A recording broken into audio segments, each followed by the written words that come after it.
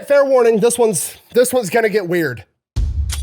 Today we're talking about the watermelon war, that time that America and Panama had an international incident over a slice of watermelon, which it kind of sounds weird, but historically speaking, it's really not. I mean, Mexico and France almost went to war over a pastry. America and Great Britain almost went to war a third time over a pig on an island off the coast of Canada. And then there was that one time that Honduras and El Salvador almost went to war over soccer. So, I mean, war is weird. And to be fair, while it is called the Watermelon War, it was more of a riot, but it's kind of called the war because it had such a historical impact on the world. It's crazy. Basically what happened was a drunk American got in a fight with a Panamanian street vendor over a single slice of watermelon, not even a whole watermelon, just one slice of watermelon. And that created a ripple effect through time that resulted with America creating the Panama Canal. Okay, I'm gonna say that a little bit slower if you're not picking up what I'm putting down. A drunk American got in an altercation over a slice of watermelon with a Panamanian street vendor, and then it resulted in America cutting the entire continent in half. And I'm gonna explain everything right after word from our sponsor. This video is brought to you by Element. Okay, look, we've been through this before. They've already sponsored the channel 10 times. They're gonna keep sponsoring the channel, mostly because I keep wanting to work with them because I actually like this shit. Okay, it's a super simple, straightforward product. It's just electrolyte mix, okay? I don't know how it works. Science is involved. It's like Gatorade, except there's no sugar and there's not a bunch of artificial food dye. I don't know why it works. All I know is I drink it once a day, my piss is clear, and I don't have headaches. And then if I'm working out, being fat and sweaty, sometimes I'll have 2, maybe even 3 a day, whatever the situation calls for. They just come in these little drink sticks, throw them in your bag, drink them whenever you need them. It's fantastic. Like I said, they don't have a bunch of sugar like Gatorade and all the other stuff. Despite that, they actually taste good somehow. I really like the lemonade and the raspberry and the chocolate ones. If you mix the chocolate ones with hot water, it's like hot chocolate. It's really good. I'll actually read all the ingredients for you right now. Salt,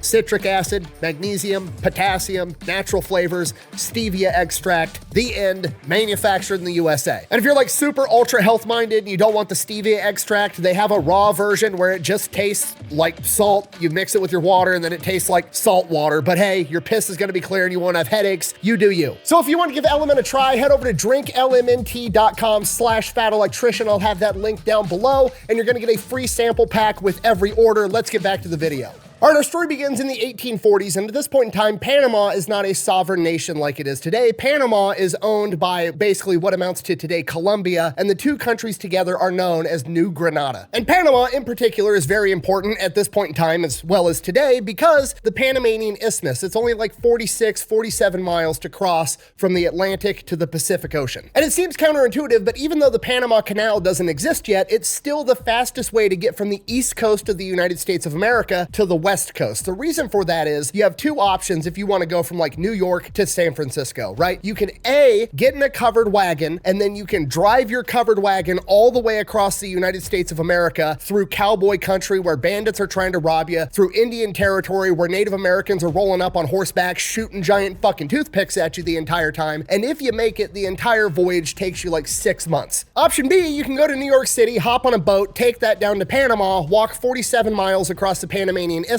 hop on another boat, take that up to San Francisco, and that voyage is only going to take you 4 to 6 weeks and is way safer. Because of this, pretty much every major superpower in the world wants control of Panama because they control how fast you can get from the Atlantic to the Pacific Ocean, which is a humongous deal. America's looking at Panama like, how do you guys feel about democracy? The British are looking at Panama like, hey, how would you guys feel about having a king? And the government of New Granada realizes they need to get something figured out, otherwise one of these countries is going to invade, go to war with them, and potentially take over Panama. So they decide they're going to team up with one of these world superpowers, and the superpower that they pick is the one that's closest. They're going to team up with America, and they create the Bidlack Treaty in 1846. And what the Bidlack Treaty essentially says is, okay, Panama is its own sovereign nation. We're going to allow you to have your military here. We're going to allow you to transport things across the Panamanian Isthmus. In exchange for us letting you do that for free, you're going to guarantee that Panama remains sovereign. You're not going to invade us, and if anybody else tries to invade us, you're going to come back us up. That's the Bidlack Treaty in a nutshell. And America takes that deal because America's getting everything they want. They don't actually want to own Panama. They just want to be able to transport their shit from left to right, from the Atlantic to the Pacific.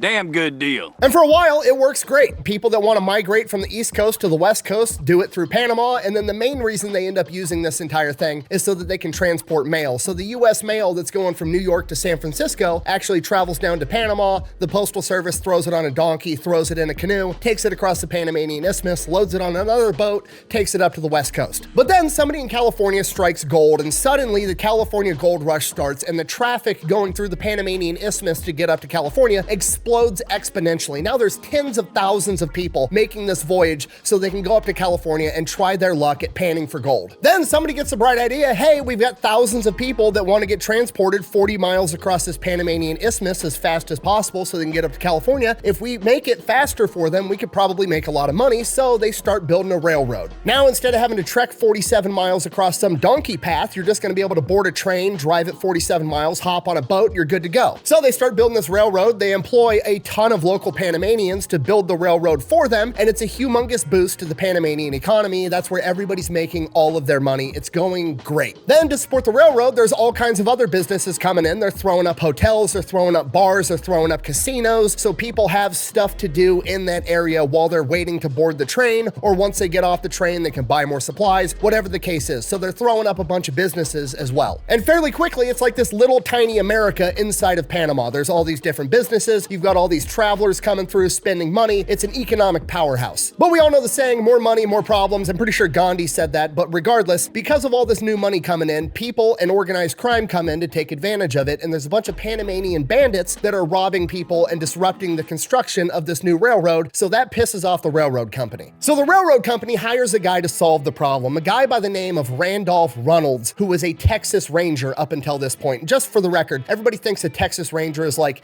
some weird state of Texas version of like the FBI, which today it kind of is, but back in the day, the Texas Rangers were basically Green Berets. These were special forces dudes that were going out into the wilderness and fighting off Native American tribes using guerrilla warfare tactics. These were not the guys that you wanted to fuck with back in the day. You come to the wrong place to dog wade, boy. That's right, old man. Watch those fancy shoes.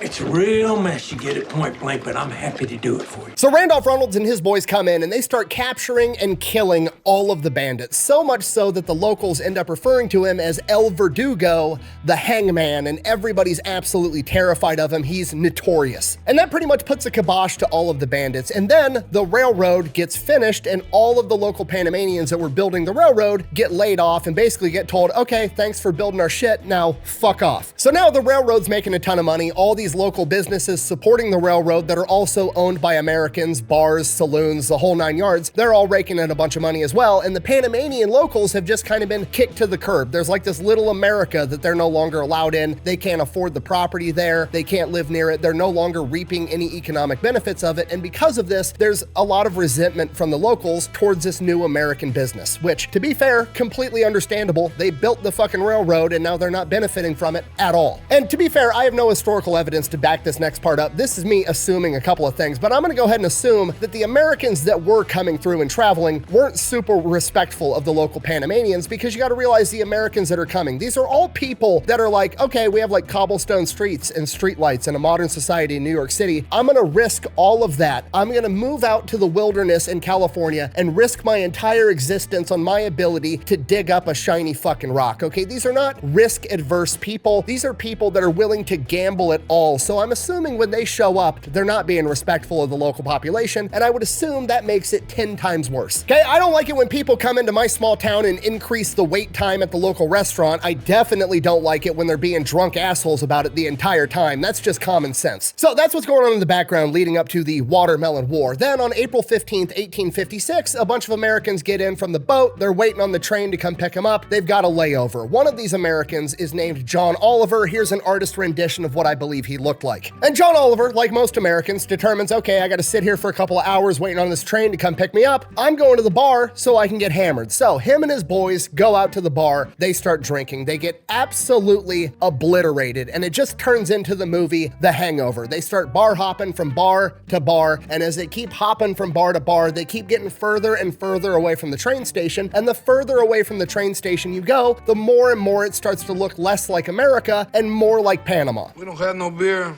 just tequila. What's tequila? Yeah, it's like beer. If it's like beer, we'll have some. 3 tequilas.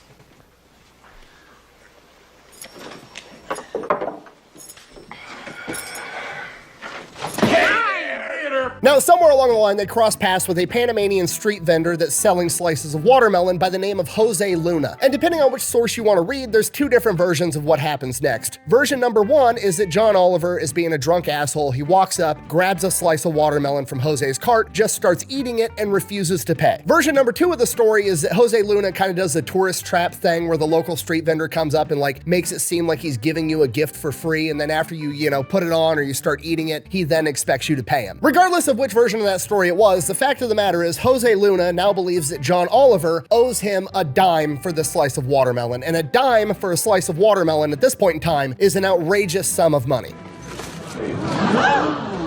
There it is! It's beautiful! Take your hat off, boy, that's a $1 bill! So they get into an altercation over this watermelon, they're arguing back and forth, and finally one of John Oliver's buddies, whose name has been lost to time, but here's an artist rendition of him, he decides that he's had enough of hearing about this, he'll just pay for the watermelon. So, like an adult trying to de-escalate the situation, he pulls a dime out of his pocket and then overhands it at Jose's face, hits him right in the forehead.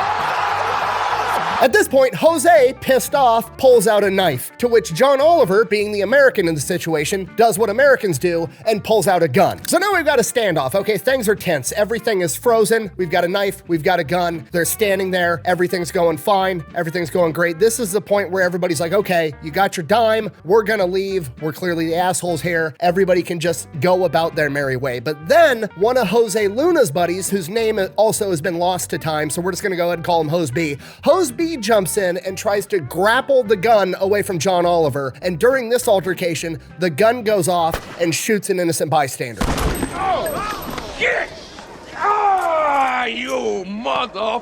And that's it, it's done. This is the match that lit the powder keg. We've got like a decade of racial tensions between the locals and the Americans, and an American, whether he did it intentionally or not, just shot a Panamanian, and within a minute, the entire thing just devolves into a massive riot. Panamanians are coming out of everywhere with clubs and rocks and sticks and knives and machetes and whatever else they have, and just start beating the shit out of the Americans. And the riot just keeps growing and growing and growing, and eventually they're in the American part of town. They're looting and destroying all of the American businesses, the bars, the hotels, all of it. They're destroying and stealing absolutely everything. The Americans don't know what to do, so they all fall back to the train station. They barricade themselves inside, and they're sending out telegrams asking for help, and those get cut short because the Panamanians start ripping down the telegram lines. They rip up one of these phone poles and start using it as a battering ram, trying to get inside the train station. They're gonna kill absolutely everybody. Then the Panamanian cops show up. The Panamanian cops are kind of like this middle ground of like, they're Panamanian, they're probably also very frustrated with America being drunk assholes inside their country all the time, but also they're working for the city understands that that's bringing in a ton of money, so they kind of have a vested interest in just squashing the entire riot. They're not really gunning for the Americans like everybody else.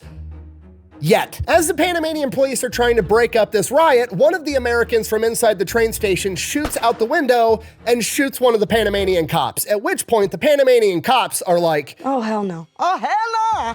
So now the cops are on Team Riot, and just as it's starting to look like they're gonna break into this train station and it's gonna be a massacre, a train pulls up. Okay, it wasn't there. Don't know exactly what went down, but in my head, I imagine this train slowly rolling up and coming to a stop, and before the doors open, the whole mob has just like stopped, and they're now looking at this train like, Americans just showed up, we're gonna beat their fucking ass. And then the train doors open, and out walks El Verdugo. Fucking Randolph Reynolds and all of his Texas Ranger buddies walk out with guns, aim them at the mob, and Randolph Reynolds says, drop your weapons, at which point the Panamanians drop their machetes, their sticks, their rocks, their clubs, whatever they got, and they just fucking run. They're already scared shitless of this guy. He's a living, notorious legend. They take off. The riot is over. The smoke clears. 18 Americans have been killed. 2 Panamanians have been killed. A bunch of American businesses are destroyed. They were ripping up the railroad tracks. They ripped down all the telegram lines. It's a complete disaster. But it's not over yet, because the American government hears about what happened, and they have the typical American government knee-jerk reaction, and they send in the Marine Corps. Yes! That's awesome. The Marines land in Panama 3 days after the watermelon riot, which is outrageously fast considering how long it takes for any communication in the 1840s. So the Marine Corps gets there, nothing really happens, they never fire a shot. Basically, the entire thing is over by this point in time. However, now the government of New Granada is pissed off that America just sent its military into their country. Like, that's an act of war. This is kind of a big deal. So the government of New Granada is like, you can't have your military in our country, to which America pulls the Uno reverse card and they're like, actually we can. We've got the Treaty of Bidlack that says we can have our military here to secure our own affairs, which is exactly what we're doing. To which the government of New Granada is kind of like, shit, they got a point. Okay, fine. The military can be here, do whatever you gotta do, and then get out. America, in typical American fashion, then doubles down and is like, by the way, whether it's our fault or not, whether we started this fight over a slice of watermelon, you guys destroyed a bunch of our stuff, the New Granada government is gonna pay for it. They fold, they agree to pay America $400,000, which is a ridiculous amount of money at this point in time as a settlement between the two. And then America triples down and uses this as an excuse to create American military bases on the islands right off the coast of Panama.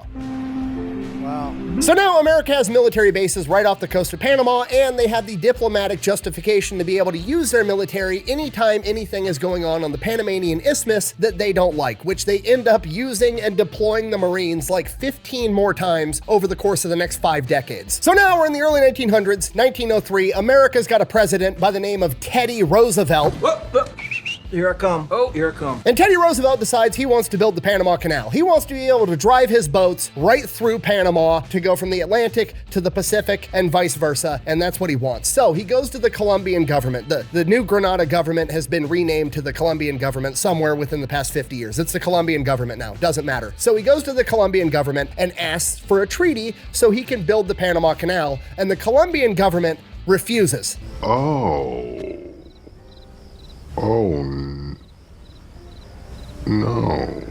Which is a bold strategy considering that Teddy Roosevelt's most famous quote is, "Speak softly, but carry a big stick," which is literally a reference to you should always use diplomacy first, and if diplomacy doesn't work, you should use force. And at this point in time, a lot of the Panamanians were really upset with the Colombian government because Greater Colombia kind of treats Panama like a backwater. They're not investing in infrastructure. They're not really treating them as an equal part of the country. So there was a lot of resentment built up there. So Teddy Roosevelt goes in and is like, basically, hey, look, if you guys have a revolution, America's gonna back you, which is kind of the nudge they needed. So they start a revolution trying to get their own independence from Colombia, and Teddy Roosevelt sends the American Navy and gunships to block Colombia from sending any reinforcements.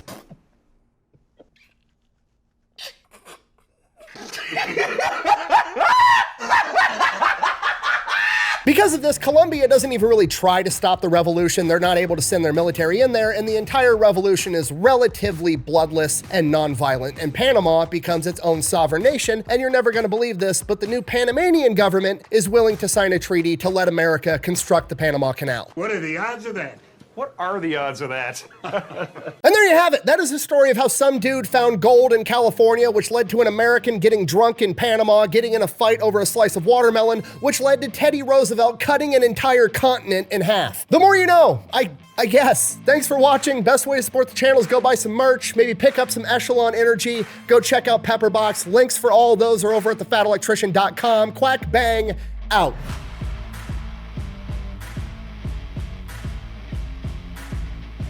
Not gonna lie, I pride myself on never using clickbait. If I tell you that prohibition led to 2 billion pounds of cheese being in an underground cave in Missouri, I mean it. And if I tell you that a slice of watermelon made Teddy Roosevelt cut an entire continent in half, that's exactly what happened. See you later.